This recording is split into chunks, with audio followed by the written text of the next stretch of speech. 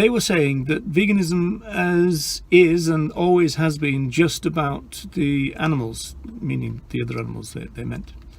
And of course this is not true. And so I was trying to explain to them that the people who started the vegan social movement, our movement, had a much broader vision of veganism than that. And so the founders of our movement, and it was founded in the late years of the Second World War, they'd seen what had happened. In fact, Donald Watson, one of the co-founders, said that he saw that the war had shattered people, that it was real kind of shock to their system.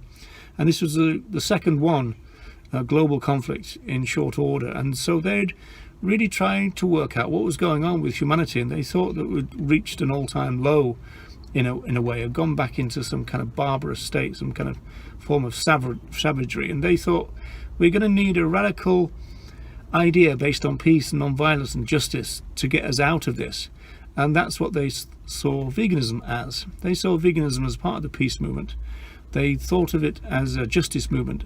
They thought about it in terms of non-violence. And they also thought about it in this particular way. They said that veganism was part and parcel of the moral evolution of humanity. So they saw veganism as rising us back up to be decent people, essentially, non-violent, peaceful people. Their vision of a vegan world was amazing. It's quite beautiful in a way, a kind of a non-violent humanity. I try to point out this to the relatively new vegans, and they're just rejecting it out of hand.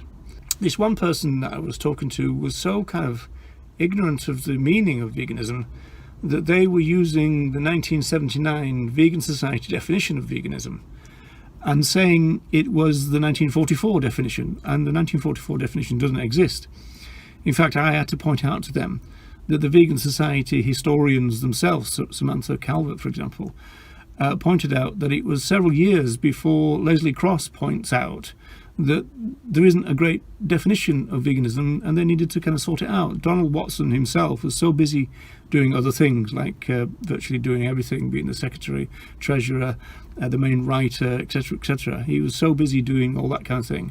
And so they came up with the idea of the definition, which was really based on this idea of focus and scope. And so the focus was on a short kind of hand version of the definition, which was that other animals should not be exploited by humans, or man, as they said in those days. The second broad aspect of the vegan aim, as they put it, was the benefit that it would bring to humanity. And they essentially thought that if we liberated other animals and we changed our mindset, that we would also emancipate ourselves as well. And so there's always been a benefit to humans from the grand scheme, the utopian vision, whatever you want to call it, of veganism. So if you do hear these fairly common claims now that veganism has got nothing to do with human beings, this is not correct. It never has been correct. It's something that we seem to have a generation now who want it to be, but it never was.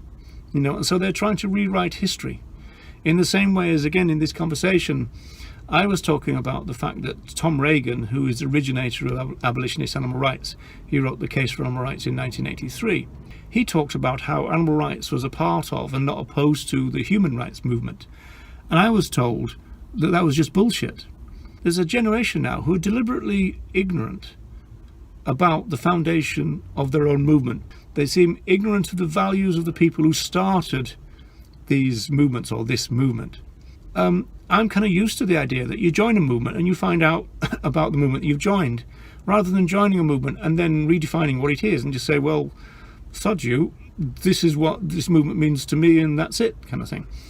And because they're influential people now in the 21st century, they're passing on their ignorance to a whole generation of activists who don't seem to know that the movement they've joined is far more radical than they think. The vegan movement is a very revolutionary idea. It was to transform, it was transformative of human beings through the liberation of other animals. So Cross says, we're not about welfare, we're about liberation. So now we've got influential people in the movement who are deliberately cherry picking what vegan animal rights means. I'm not quite sure why. Why are they trying to make smaller a big idea? Why are they trying to slim down a revolutionary idea?